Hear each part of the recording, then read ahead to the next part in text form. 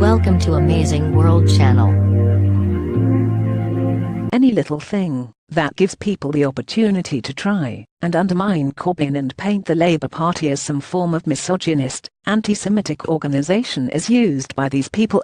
It's absolutely wrong, McCluskey has told DW.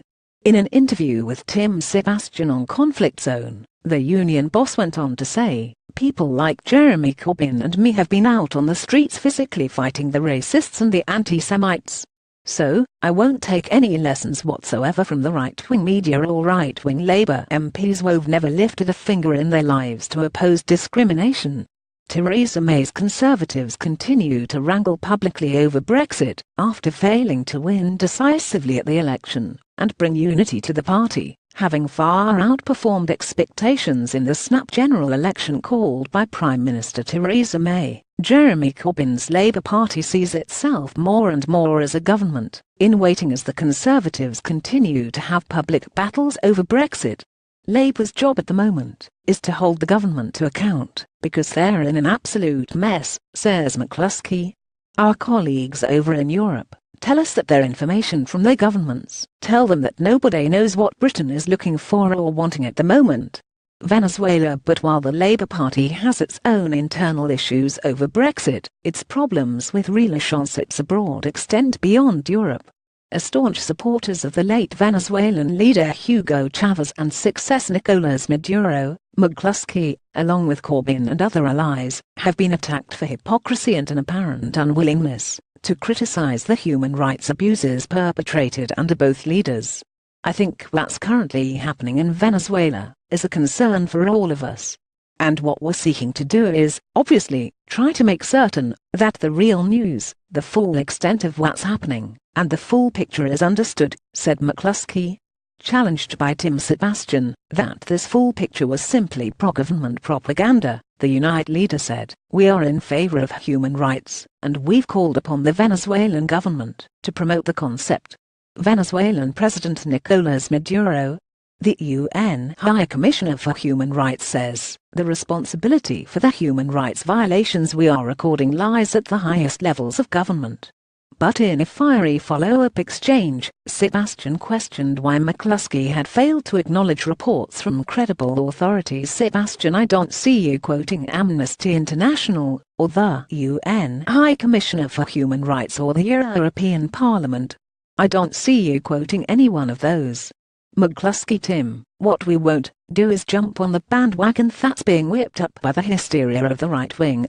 Sebastian, where did you condemn the widespread and systematic use of excessive force against demonstrators in Venezuela? McCluskey, Tim, you are getting an exclusive. I'm condemning any form of attacks on human rights. Sebastian, by the government. McCluskey, by the government. Human Rights Watch says under Chavez and Maduro the erosion of human rights guarantees have enabled the government to intimidate, censor, and punish its critics, and impunity for human rights abuses persists. Establishment foes. There are people within the establishment, both the right-wing establishment and the Labour Party establishment, who have constantly sought to have a proxy war against Corbyn, McCluskey told Conflict Zone. Len McCluskey believes UK security services are working to smear Labour leader Jeremy Corbyn. McCluskey also suspects that UK's domestic security services, MI5, is working to undermine Corbyn's agenda, saying in an interview last year that their role will be uncovered when the relevant files are declassified in 30 years' time. Asked whether he had any evidence to support the claim, McCluskey told Tim Sebastian that he didn't, but that the history of the security forces in the British Labour movement has been nothing short of disgraceful. What is important is winning. McCluskey's own position as leader of Unite, like his ally Jeremy Corbyn, has also drawn criticism from established figures within his own organisation. In a letter to The Guardian endorsing McCluskey's opponent for the leadership, Gerard Coyne, who was suspended by the union shortly after ballots closed, 3 former senior officials wrote, "There comes a time when all trade union officials must make way for their successor generation, and we believe that time has come for Len McCluskey." Len McCluskey was re-elected in April 2017 as General Secretary of the UK's largest union, Unite, on a turnout of just over 12%, and "I'm delighted I didn't have their support," McCluskey told Tim Sebastian. Nonetheless, he was re-elected as the union's leader, albeit with a much reduced number of votes than in 2013, dropping from 144,000 to 59,000. McCluskey stressed there was a more important factor than this: "I won. Now what is important is winning."